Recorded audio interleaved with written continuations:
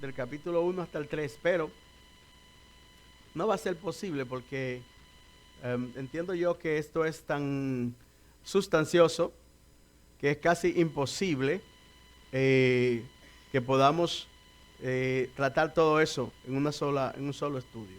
Así que yo creo que nos va a tomar un poco más de tiempo que el previsto estudiar el libro de Romanos. Ojalá que los hermanos, que ustedes todos los que vienen acá, le den valor a este tipo de estudio, porque realmente lo tiene. No siempre es tan fácil entrar en esas profundidades de este libro. Y voy a decir que a veces en las iglesias con mucha frecuencia no se dan estudios bíblicos tanto, y creo que vale la pena aprovecharlo cuando tenemos esa oportunidad. Ya hubiera querido yo que cuando yo estaba de miembro me hubieran dado una serie de estudios como este que estamos recibiendo aquí. Bien, vamos entonces a comenzar en el verso 18. Hoy no voy a hacer las preguntas, pero la lección de hoy, el estudio de hoy, tiene unas 17 preguntas que después se las voy a entregar para que ustedes, si quieren, la contesten. No, eso no es obligado, pero le entregaré las hojas y las preguntas el martes, el domingo, si Dios quiere. Bien, el tema que tenemos para hoy entonces es la culpabilidad del ser humano. La culpabilidad del ser humano. Y un subtítulo: todo humano es culpable delante de Dios. No hay justo delante de Él. Ese es el tema que tenemos para hoy. La culpabilidad del ser humano. No sé si los muchachos que están en los controles están escuchando. Bendito sea el Señor. Amén. Y esto es Romanos capítulo 1, verso 18 hasta el versículo 32, lo que vamos a ver hoy. Romanos 1, 18 hasta el 32. Posiblemente en los próximos estudios bíblicos no esté con nosotros el hermano Omar, porque va a estar estudiando por las noches y no va a estar posiblemente los martes, algunos martes o algunos jueves. Pero gracias a Dios lo tenemos aquí hoy. La culpabilidad del ser humano. Todo humano es culpable delante de Dios, porque no hay excusa para no conocer a Dios y honrarle. Y eso está detallado en el capítulo 1 de Romanos, del verso 18 hasta el capítulo 3 al final. Pero debo decir esto: en ese transcurso hay varias preguntas que nos van a surgir a nosotros. Varias preguntas sumamente importantes, incluyendo, yo no sé si usted alguna vez se ha preguntado, ¿sería justo que los indígenas, que nunca se le habló de Cristo, se pierdan? Pues todo eso lo vamos a ver. No es fácil responder no ni sí, porque depende de una serie de cosas. El tema del capítulo 1 hasta el capítulo 3, vamos a ver otro. Otra pregunta que va a surgirnos en estos días es, por el hecho de ser judío, ¿toda persona es salva? ¿O todos los judíos son salvos? En el tiempo en que yo era miembro, generalmente se decía que todos los judíos son salvos por promesa. ¿Verdad, Jambo? Usted que de ese tiempo por ahí. Así mismo, ¿no? Esa fue la enseñanza. Pues son preguntas que vamos a responder con base bíblica en el transcurso de estos estudios. Pero en el día de hoy solamente vamos a estar viendo el juicio de Dios contra el ser humano por haber hecho caso omiso a la revelación de Dios. Porque Dios se ha revelado a todos los seres humanos. Amén. Aunque una gente nunca haya oído hablar de Dios, Dios se le ha revelado a esa persona también. Eso es lo que vamos a ver aquí en el día de hoy. Dios, el primer tópico que vamos a ver está en el versículo 18 del capítulo 1 de Romanos. Puede tener su Biblia abierta ahí. Y ahí dice que Dios ha determinado juicio contra toda impiedad e injusticia de los hombres. O sea, Dios ha determinado juicio. contra toda impiedad e injusticia de los hombres. ¿Quién puede leer el verso 18? ¿Quién lo tiene? ¿José?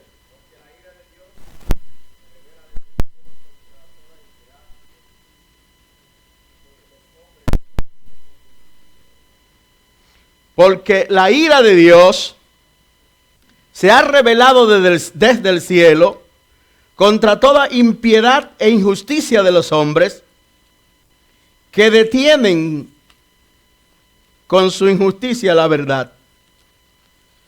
Óigame, usted puede ponerme ese verso en español. ¿Alguien puede poner ese verso en español que lo entendamos todo? En el español de nosotros, digo.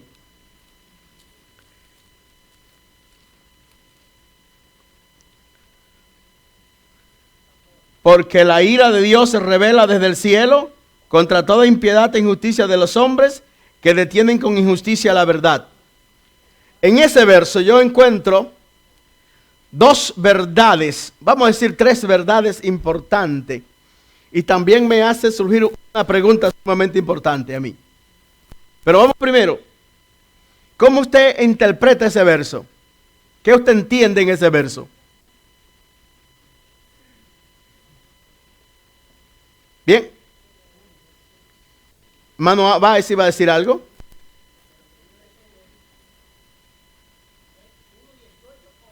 Uno 18. No, ese 2, que está ahí bajito, no corresponde al verso. Es que el verso es tan grande. Cuando dice 18, ya vemos que es en el capítulo 1 que estamos. Todos los versos que ustedes vean ahí, que se mencionen, van a ser del capítulo 1.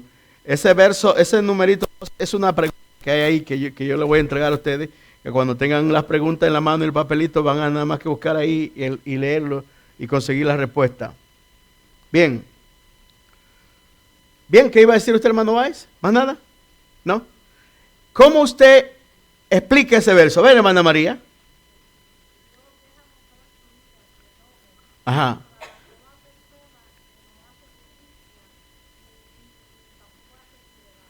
Amén.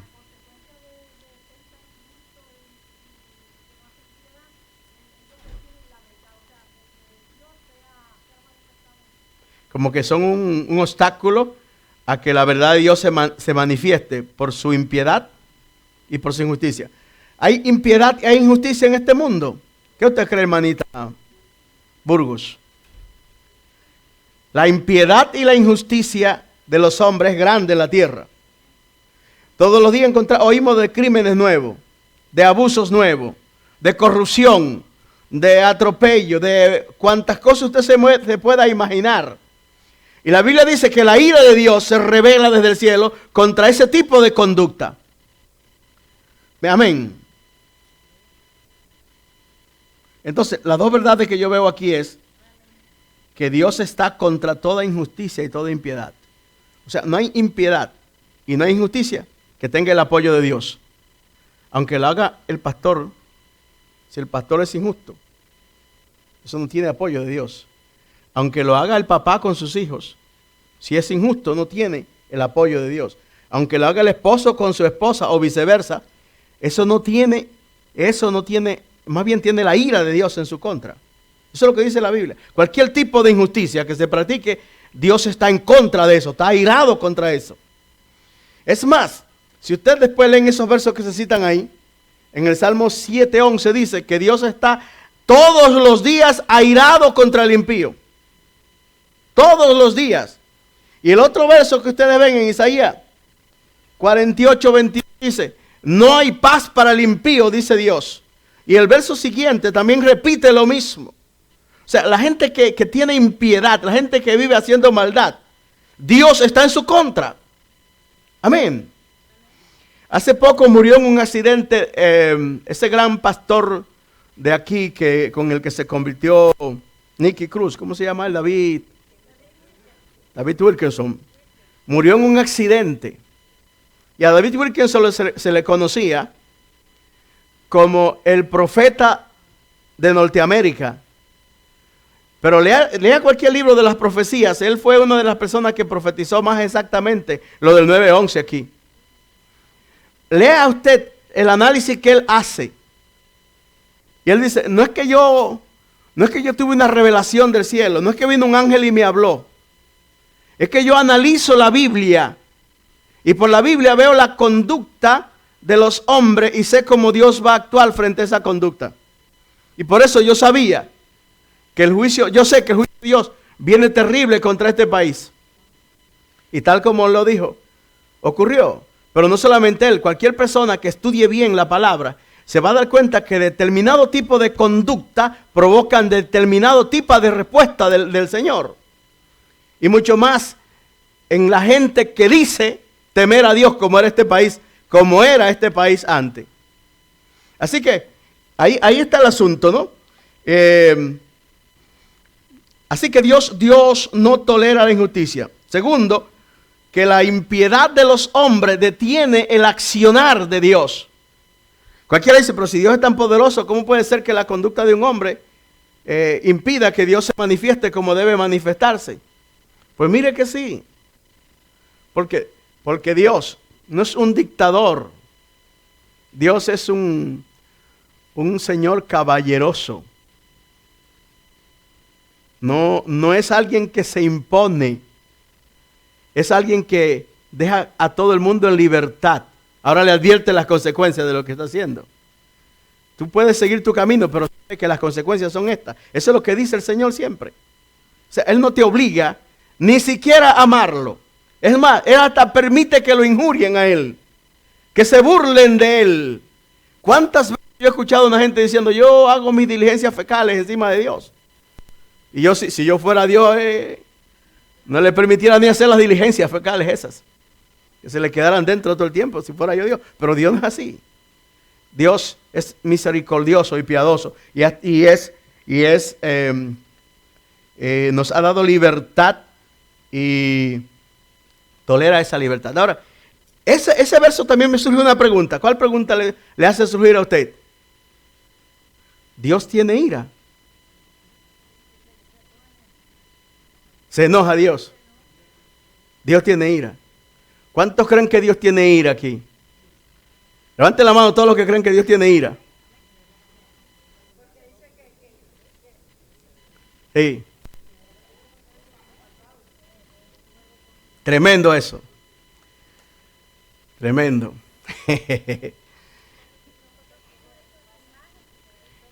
No, pero esa imagen de Dios se deterioró con el pecado. Sí. Yo creo, me perdona todo el mundo esto que voy a decir aquí, que es un poquito, como dice Pablo una vez voy a imitarlo, toleradme un poco de locura. Dijo Pablo en una ocasión, ¿verdad? Capítulo 12 del libro 2 de Corintios.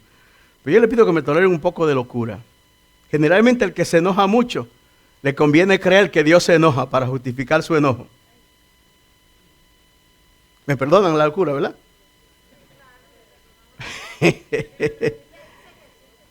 Vamos a ver, vamos a seguir hablando. Es una pregunta sumamente interesante y esta pregunta que le estoy planteando es lo que me hizo desistir de llegar hasta el capítulo 3 en el día de hoy, porque entiendo que este es un tema bien interesante. Hermano Eric, definir la palabra ira, muy importante para poder saber si Dios se aira. Es importante entender qué es ira. Ajá. Muy bueno, Eric. Yo creo que un pensamiento bien bonito. Vamos a tener una definición de ira ahí en la pantalla, tomada de el diccionario.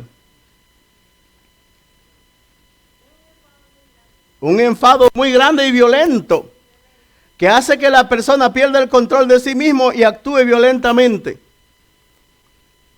Dios perderá el control en alguna ocasión. ¿Ah? Es que la ira es una, como quiera.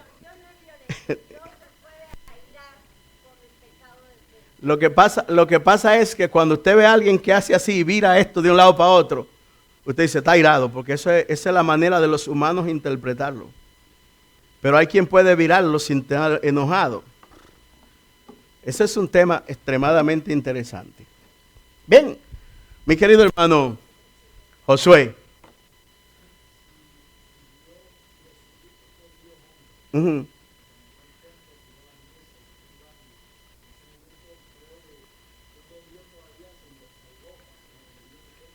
Em, yo pienso que muchas veces nosotros tenemos que tomar el látigo para nuestros hijos y no nunca deberíamos tomarlo con ira, sino porque entendemos que hay que hacerlo para corregir algo que esté malo.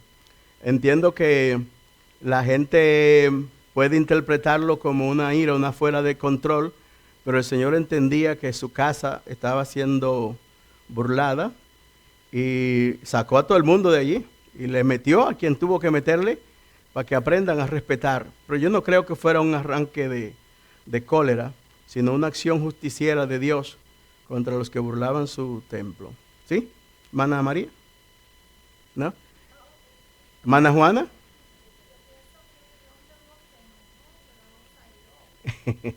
¿Y qué diferencia hay entre las dos? ¿Qué diferencia hay para usted entre una y otra? Ujú, ujú. Bien, bien. Vamos a seguir este tema, es interesante. Si salgo yo vivo de aquí con ustedes hoy. Vamos a ver, hermano Juan.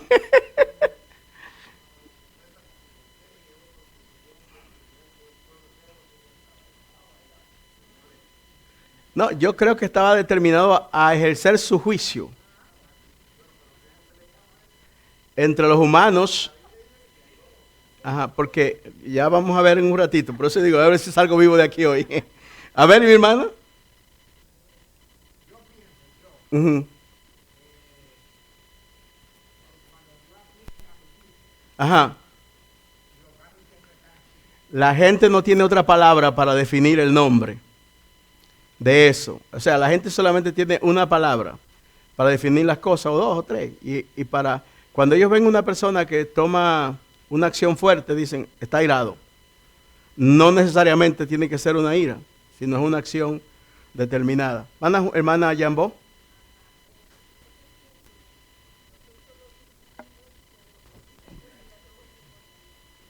Ujú,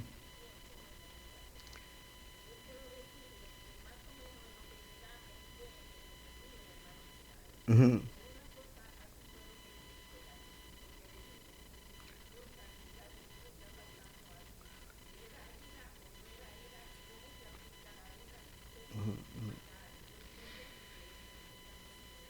bien, vamos a llegar allá ahora. Vamos a ver otro asunto, hermanos, de los psicólogos, porque en psicología se trata mucho sobre, sobre la ira. Y el hermano tiene otra cosa que nos va relacionada con la ira.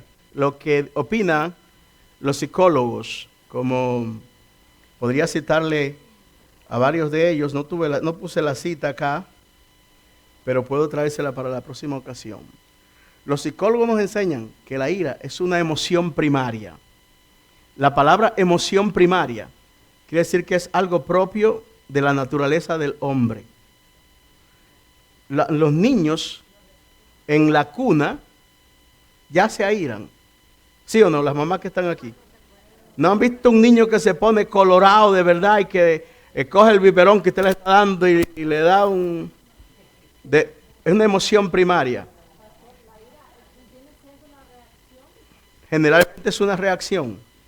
Cuando uno siente como que le han sido injustos con uno, o que le han violado sus derechos, o lo han tratado inadecuadamente, la reacción de uno es airarse. Por eso sí, es como una defensa casi automática en el ser humano. Lo único que en algunos es más fuerte que otros. Por eso los psicólogos dicen es una emoción primaria. En psicología, creo que son 8 emociones primarias que se consideran como que uno nace con ellas. En definitiva, si uno puede controlar el impulso de la ira, termina siendo positivo. Si lo puede controlar, termina siendo positivo.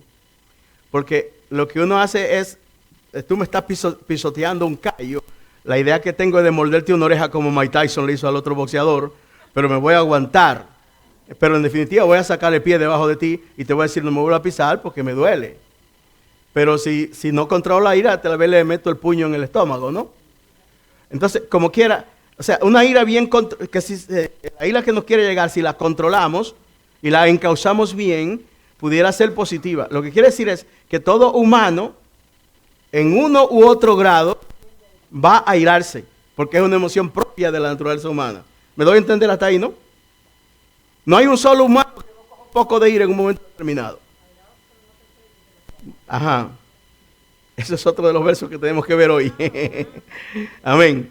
Entonces, cuando aquí dice, cuando el psicólogo dice es una emoción primaria, está diciendo es propio de la naturaleza humana. Lo otro que dicen los psicólogos es un sentimiento displacentero, o sea, desagradable.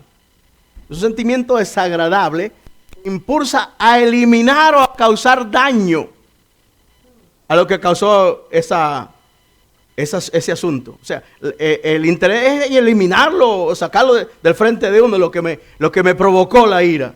¿Sí o no? O vengarse. Bien, suele manifestarse con odio, con violencia, verbal o física.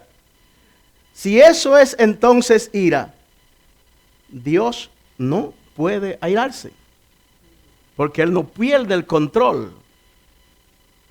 Nunca perdió el control Dios, ni nunca va a actuar por reacción. Porque el que actúa por reacción es porque no conoce lo que va a venir, pero Dios lo conoce todo.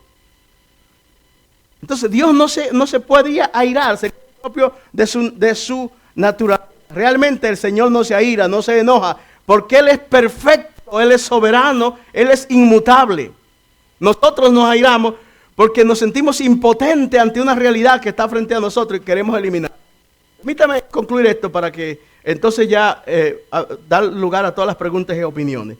En lo que viene a continuación son una serie de citas sobre la ira, pero voy a dejar ese punto y voy a pasar al siguiente.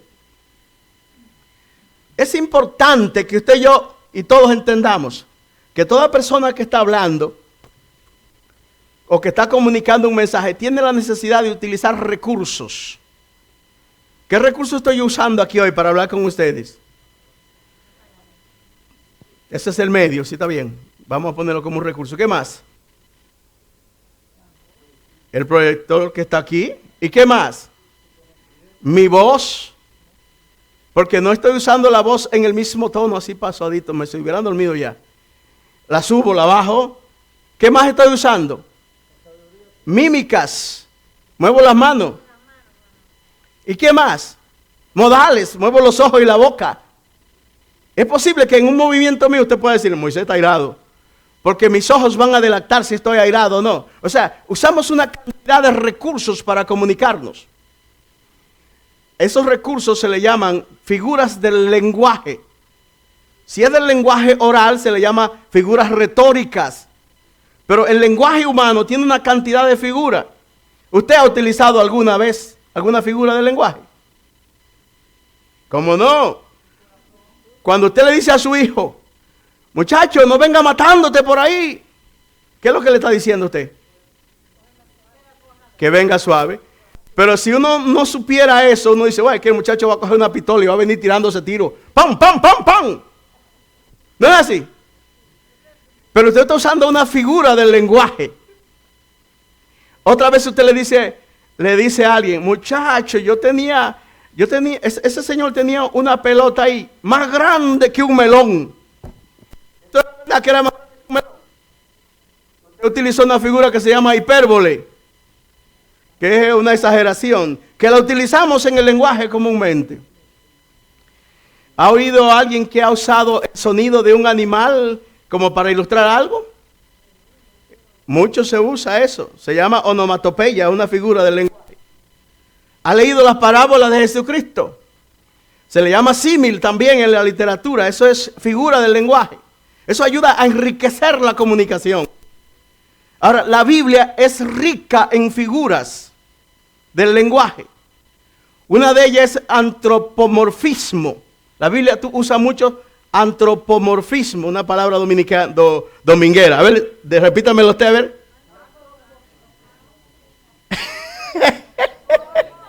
A ver, Josué, no juego. Yo quiero oírlo usted diciendo. Antropomorfismo. Antropomorfo. Antropomorfismo. Antropomorfismo. ¿Ah? Antropos quiere decir hombre y morfo quiere decir forma. O sea, la Biblia utiliza muchas figuras donde pone a Dios en forma de hombre para que podamos entenderlo. Existe un caso. Moisés le dice a Dios, Señor, yo quiero ver tu rostro. Y Dios le dice, nadie va a ver mi rostro sin que se muera, solamente me podrá ver la espalda. Y luego Dios le dice, súbete a la peña, métete en el hoyo que está en la peña, y yo voy a poner mi mano arriba de ti. Después que yo pase, tú me vas a ver las espaldas, porque nadie puede ver mi frente y viva. Dios tiene espalda, Dios tiene mano. No, es espíritu. Pero para nosotros poder entender a Dios, la Biblia nos presenta muchos antropomorfismos. Muchas veces a Dios como teniendo la forma de hombre, forma de humano. Eso es antropomorfismo. Bendito sea el nombre del Señor. Hay bastante antropomorfismo en la Biblia. Pero hay otro, y eso es una palabra muy común en la teología, igual que antropopatismo. Antropopatismo. Antropo quiere decir como quiera, lo mismo, humano, hombre. Y patismo quiere decir sentimiento. Es decir, atribuirle a Dios los sentimientos del hombre es una figura que utiliza la Biblia que los teólogos conocen como antropopatismo. Es decir, atribuirle a Dios sentimiento del hombre. O sea, yo digo, a Dios le dolió. La Biblia dice que a Dios le dolió haber hecho el hombre. Eso es un antropopatismo, porque Dios no le duele, Él es espíritu. Le estoy diciendo de nuevo que para nosotros poder entender lo fuerte que es eso ante Dios, la Biblia utiliza una figura para que podamos entenderlo. Yo sé que es un poquito difícil, ¿no? Sé que es un poquito difícil.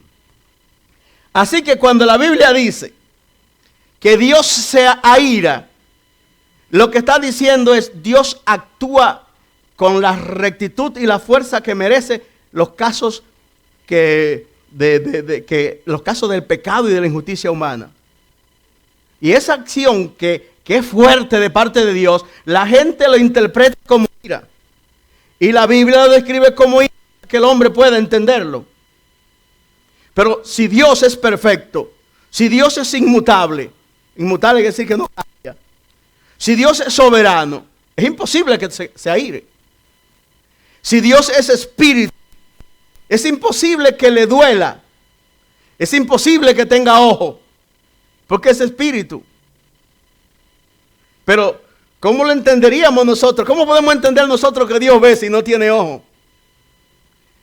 Esto es que utiliza esas figuras a lo largo de toda la Biblia. Ahora, cuando la Biblia dice la ira de Dios, lo que está diciendo es el juicio de Dios. ¿Me entendió usted?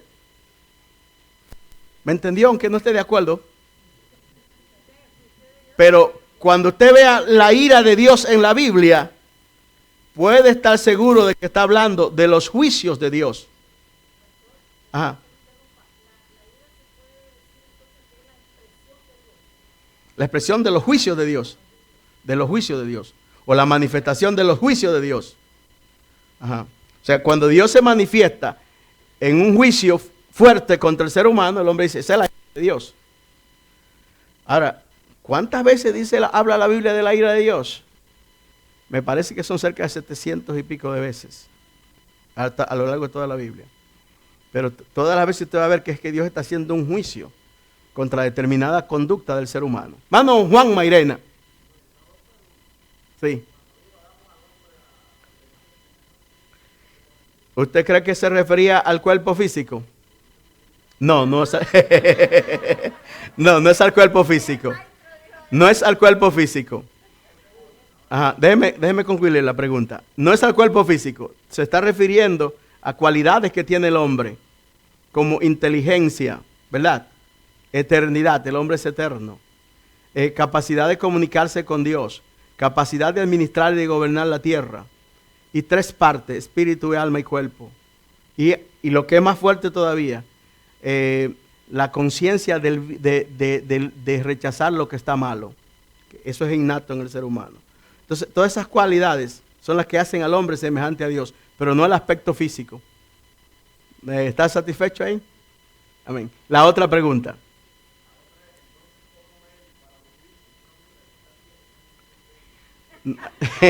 No, yo no he dicho que está ciego.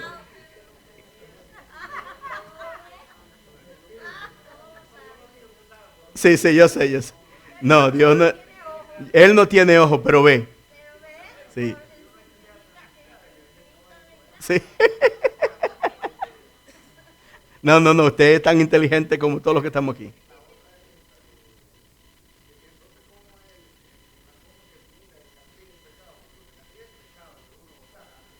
Ujú, ujú. Bueno, si es una obra injusta, si es una obra que atropella al otro ser humano, Dios no está de acuerdo con que se estropee al otro ser humano. Si es una acción que no toma en cuenta a Dios para nada, todo eso va en contra del ser humano y eso merece el juicio de Dios. Bueno, es que Él lo ve todo, no es que siente, Él está presente en todas partes, está presente aquí, está presente viéndolo todo y examinándolo todo. ¿Sí? Mi querido hermano Baez.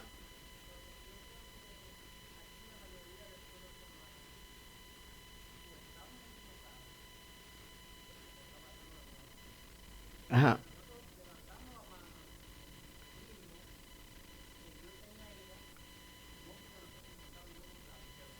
Sí, lo que le estoy explicando. Sí, sí, sí, sí, sí. Sí. No está bien. Yo entiendo lo que usted me dice perfectamente, pero lo que quiero decirle es que cuando dice ira, no se refiere al enojo que sufren los humanos, sino a juicio de Dios. Eso es lo que quiero explicarle, ¿ve? Sí, pero para que el humano lo entienda, que es un juicio de Dios, se ve obligado a utilizarlo en la forma que los humanos lo entienden, porque de otra manera uno no entendería.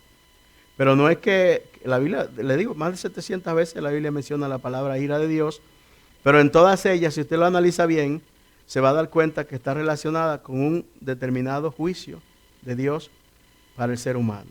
Entonces, por eso, los estudiosos de la Biblia y los estudiosos del lenguaje han llegado a la conclusión de que cuando la Biblia habla de ira de Dios, está usando una figura del lenguaje para que el hombre pueda entender que esa manifestación donde Dios toma juicio fuerte contra el ser humano se puede comparar con la ira del hombre, pero que en sí es imposible que un Dios completamente sabio, que lo sabe todo, completamente soberano, completamente inmutable, que no cambia, pueda cambiar entonces, porque la ira es un cambio del estado de ánimo. Toda ira es un cambio del estado de ánimo. Mano Josué.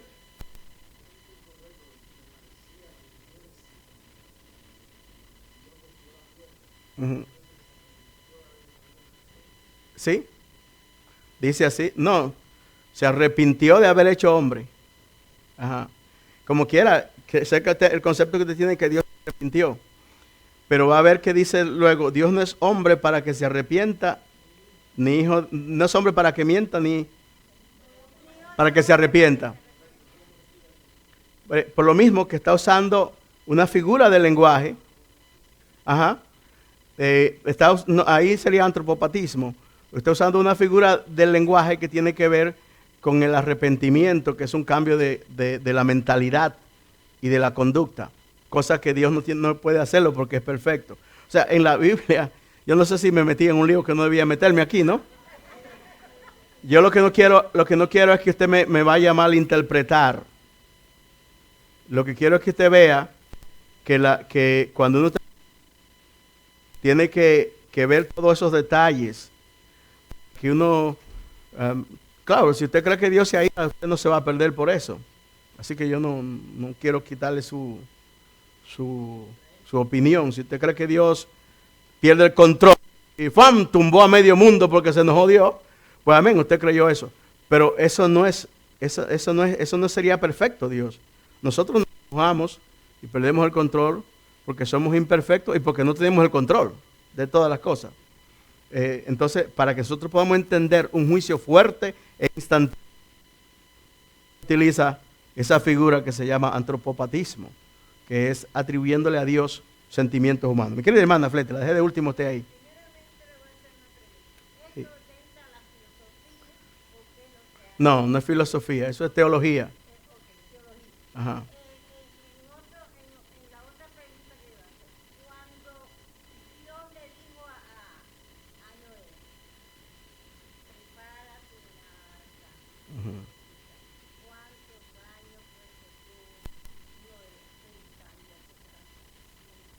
Uh-huh, uh-huh.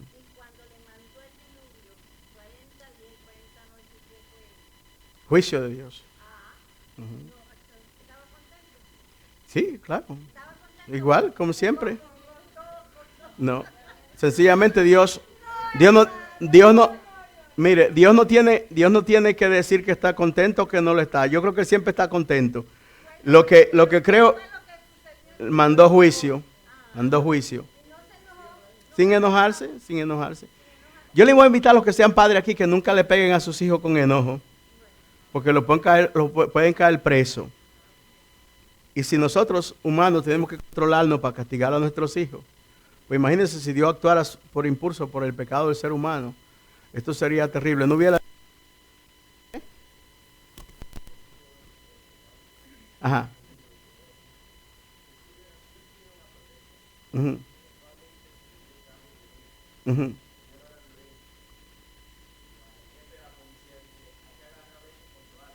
Uh-huh.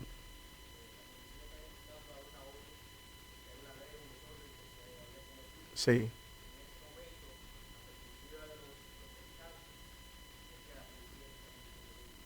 sí.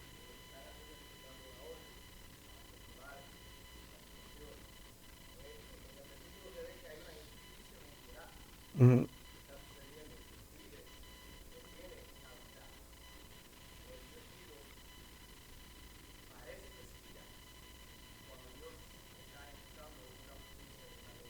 Exacto. Eso es más o menos. Exactamente. Dios, pero de verdad yo piense usted, si Dios es perfecto, si Dios no tiene cambio, si no cambia para nada, porque Él es perfecto, tiene todo el control en la mano, ¿por qué se va a irar? Nos airamos nosotros porque perdemos el control, que no lo tenemos casi nunca. Nos airamos nosotros porque lo que está delante y nos está desafiando como que nos sacó de nuestros quiciales. Perdemos el control porque no somos perfectos. No, Él es perfecto. Bien, hermano. Sí. Ujú. Exacto. Mucho juicio. Sí.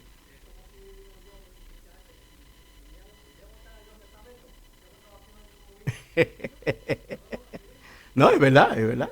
Sí. Bien. Sí, Señor.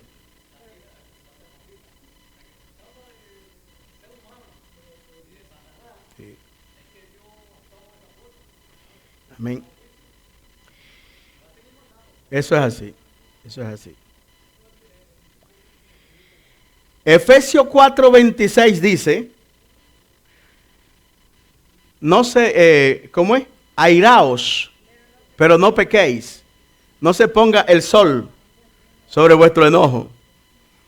Algunos interpretan eso que Dios está mandando a uno a airarse.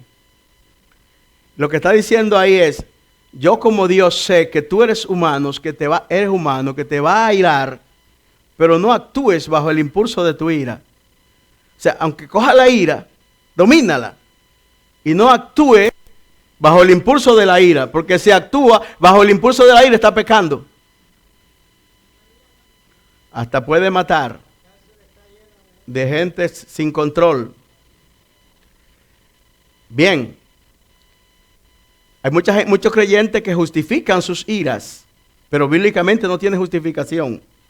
En el libro de Gálatas, capítulo 5, verso 19 en adelante, hay una lista de las obras de la carne. Y la número 6, creo que es, de esa lista, es la ira. Y termina el verso 21 de ese capítulo, de eso diciendo: los que practican tales cosas no heredarán el reino de Dios. Y está la ira entre esos. Entonces, si usted como creyente viene a justificarme sus iras, que usted coge las cosas y les traya, que la esposa le dice algo y usted coge lo que sea y le da un estrellón, o coge la comida y la tira al plato, al piso, no me diga que está bien con Dios. Usted está actuando como un carnal sin control. Necesita arrepentirse y confesar eso delante de Dios. Eso es lo que dice ahí. Airaos, pero no pequéis. O sea, no actúes nunca bajo el impulso de la ira. Eso es lo que quiere decir ese verso. Y en Gálatas, lo repito otra vez, capítulo 5, versos 19 al 21, describe todos los frutos, las obras de la carne. Y la número 6, esa lista, se llama ira. Y termina diciendo: los que practican eso no heredarán el reino de los cielos. Colosenses 3, no me recuerdo lo que dice ahí. 3:8. Bueno, ahí mandes a dejar toda ira, todo enojo, un mandato ahí, dejad.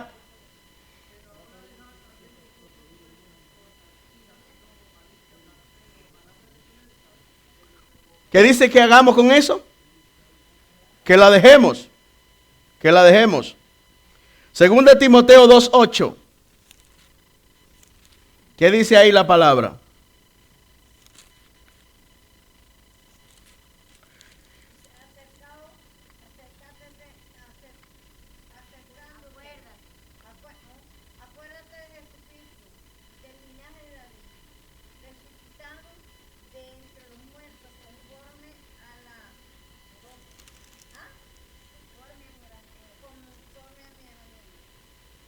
No, es 1 Timoteo 2:8. Dice: quiero pues que todos los hombres oren en todo lugar, levantando manos santas, sin iras y sin contienda.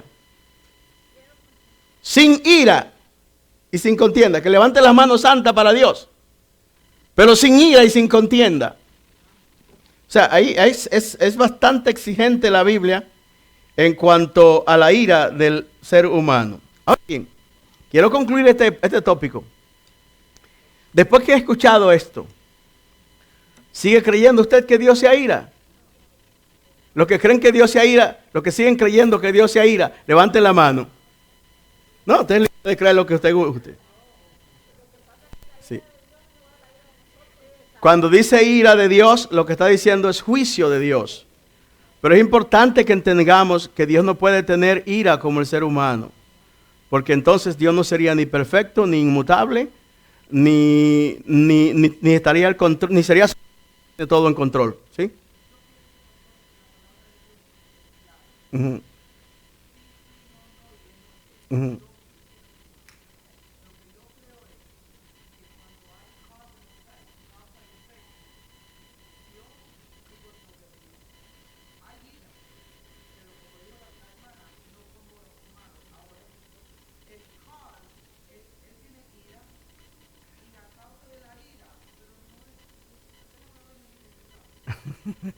Se convenció ahí en el diálogo, ¿no?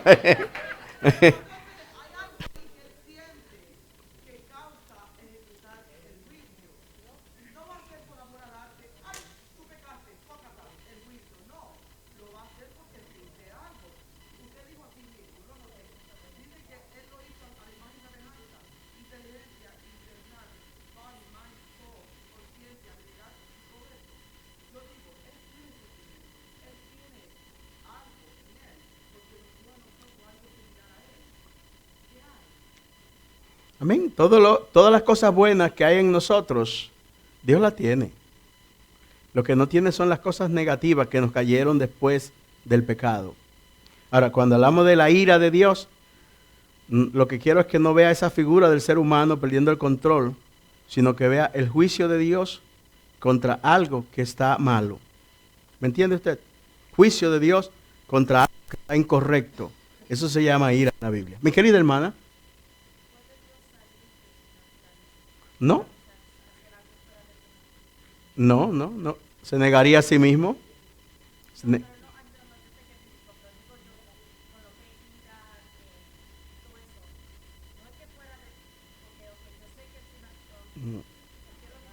Sí.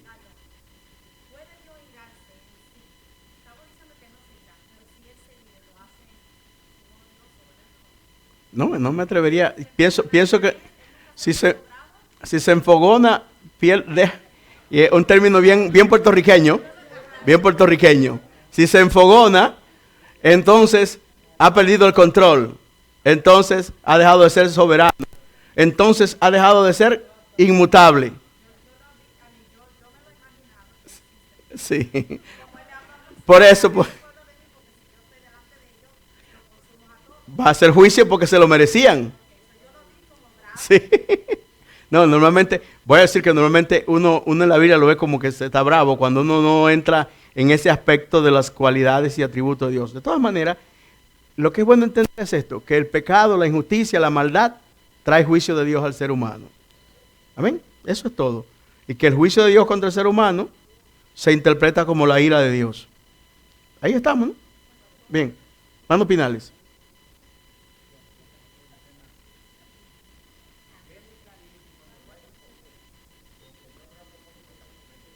¿Eh? Bueno, yo creo que solamente me levantaron la mano 3 personas que no están convencidos y uno de los que no estaba, cuando estaba explicándolo, se convenció. Termine, siga, Pinales.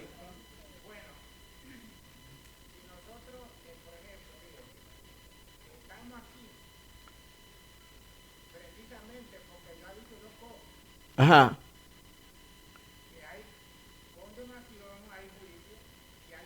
Sí, señor.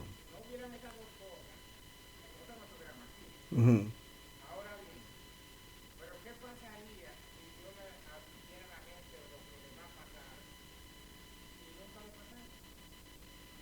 No le haría caso a Dios, como está pasando. Mucha gente, como no han visto qué le ha pasado. Ujú.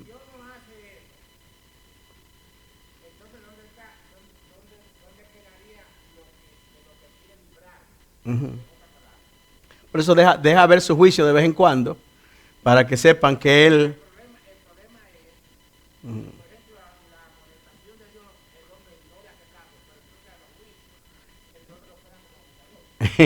¿Qué cosa es? Sí. Bien, sí.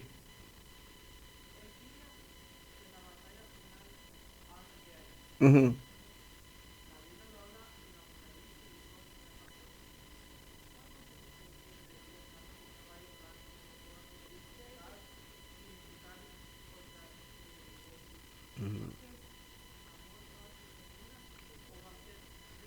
Yo creo que es juicio con, con, con el sentido de juicio de un soberano, no de alguien que perdió el control, sino de un soberano que sabe que te ha dado chance tanto y te ha hablado tanto y no ha hecho caso. Te dije que estas eran las consecuencias y aquí están. Por eso te avisa del Almagedón desde ahora, por eso te avisa del infierno, por eso avisa de todo desde ahora, para que cuando llegue sepa que yo te advertí, te lo hice saber, es más, y aún más, te lo puse dentro de la conciencia tuya misma y no hiciste caso. Así que por eso te llegó ahora el momento duro. Mano Wilber, se me olvida, sí.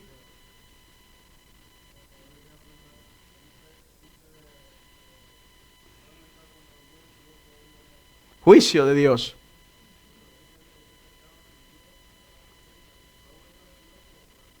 Por la abundancia de pecado. Sí, sí. El juicio. O sea, el pecado fue muy grande. Era un poquito, un pequeño grupo no era una ciudad tan grande. Y el pecado era tan grande que Dios dijo, lo voy a raer de la tierra porque van a hacer un daño grande al mundo entero. No lo entienda como que Dios perdió el control, sino que Dios le mandó el juicio que merecían por una conducta tan mala en ese tiempo tan remoto de la raza humana. ¿Sí? espérese un momentito, hermano Juan.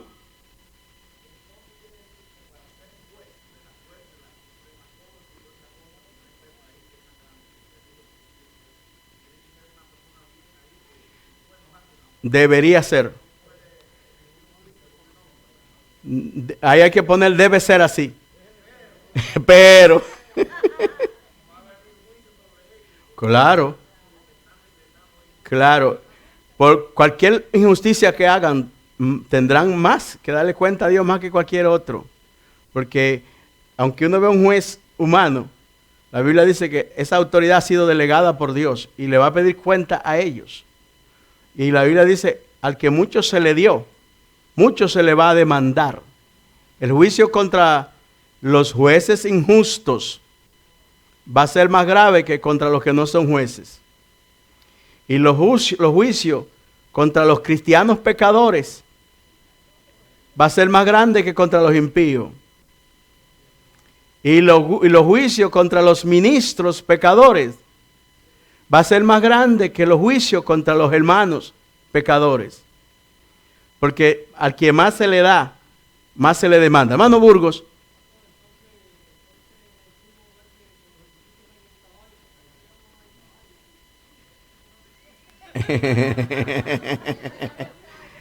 No me meta para Apocalipsis ahora, pero en algún momento estaremos hablando de los caballos de Apocalipsis. Bien. Sí. Una preguntita, la pregunta ahí.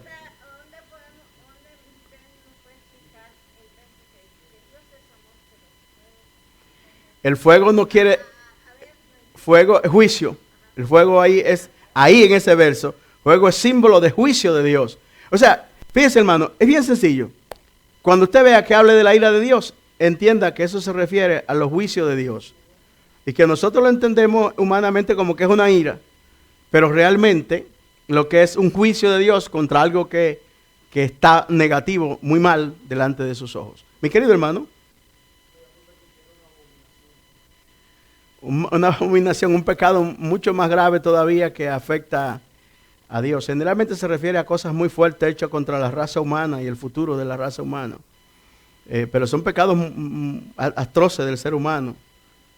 Yo pienso que la violación de una niñita o de un niñito es una abominación delante de Dios. Yo pienso que cualquier crimen de esos que tanto se practican aquí, hace años leí de una mamá que metió a su niño en un horno y lo puso 350 grados. Es una abominación grave.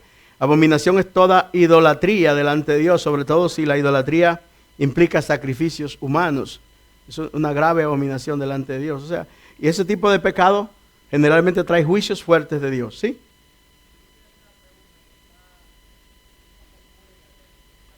Ajá.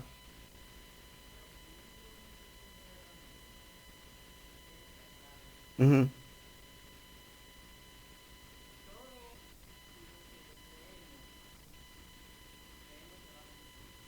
Uh-huh. Sí, sí. Bueno, lo que dice la palabra. Sí, Señor, eso lo dice la palabra.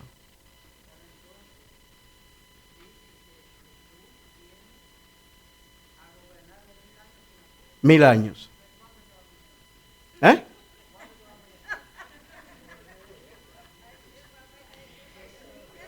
No, voy a... Sí.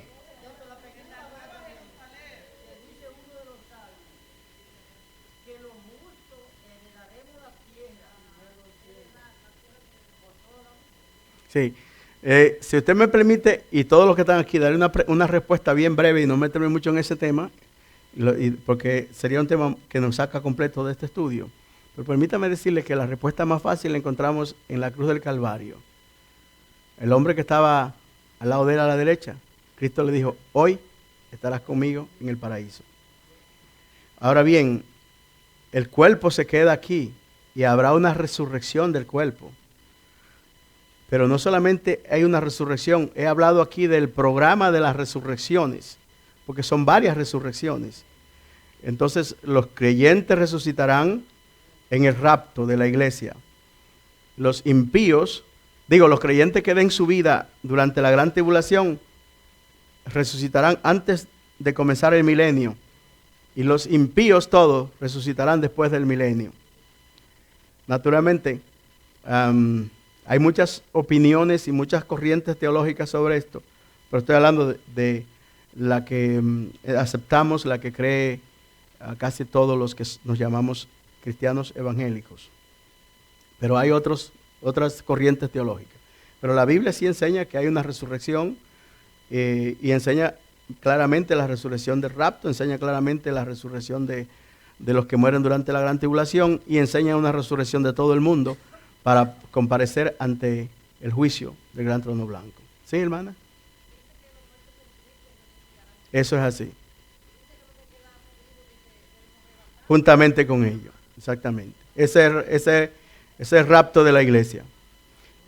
José le estaba levantando. Hermana estaba levantando la mano hace rato.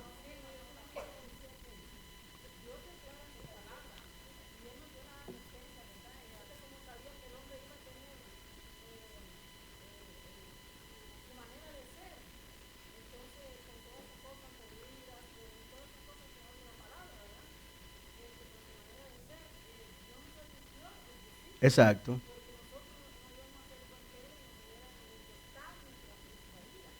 Ujú. Ujú. Exactamente.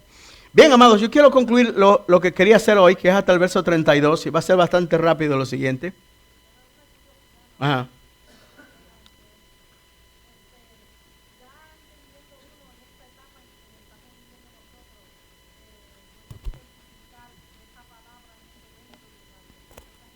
Ujú.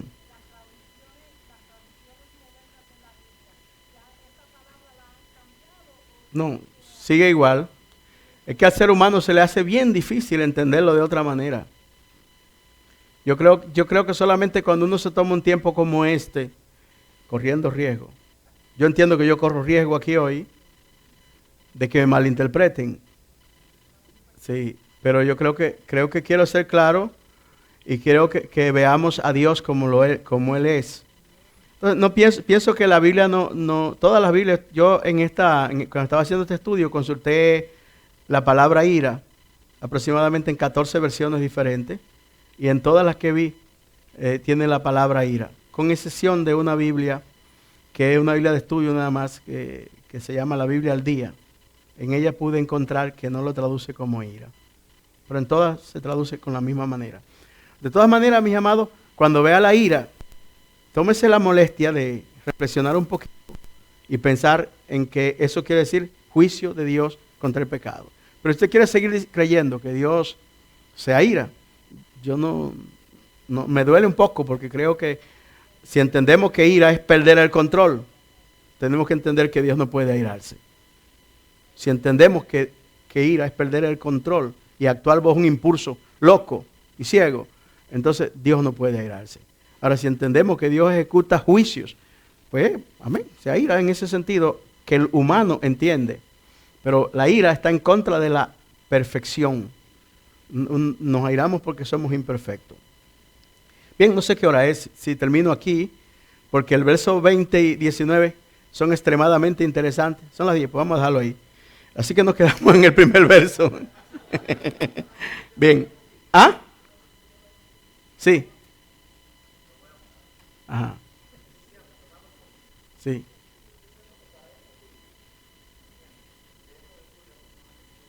Sí. Sí, yo creo eso. Ujú. Sí. Sí. Sí. Sí. Yo creo que es importante venir. Sí. Sí. No, está muy bien eso. Yo creo que. Sí.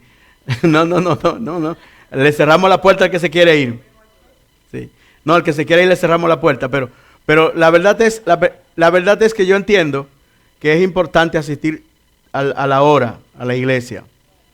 E incluso yo tengo planeado reunirme con varias personas aquí, porque creo que no es bueno llegar tan tarde como se llega, porque se pierde el sentido de todo.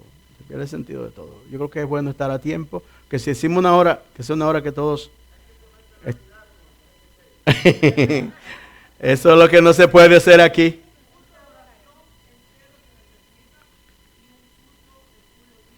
completo, sí, sí. Es la base, es la base, es la base. De hecho, cuando, cuando terminemos el libro de Romanos, posiblemente demos una serie de estudios sobre la oración en la Biblia. Es un tema trascendente.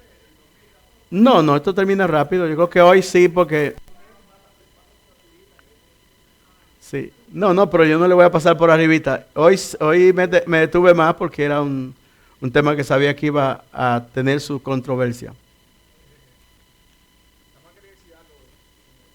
Sí,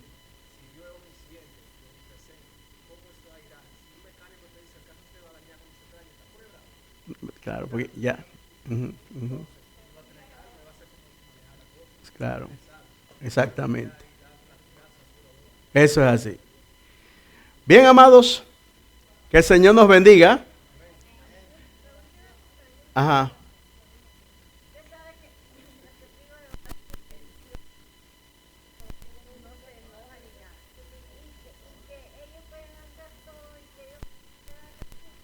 Bueno, la Biblia habla claro que ningún pecador entrará en el reino de los cielos. Llámese testigo o llámese pentecostal o llámese bautista, católico, ningún pecador que no se haya arrepentido entrará en el reino de los cielos. Mis amados, Dios les bendiga, Dios les guarde. Dios bendiga a nuestro hermano Julio que está por allá en la parte de atrás. Dios bendiga a nuestro hermano Wilber que está con nosotros hoy.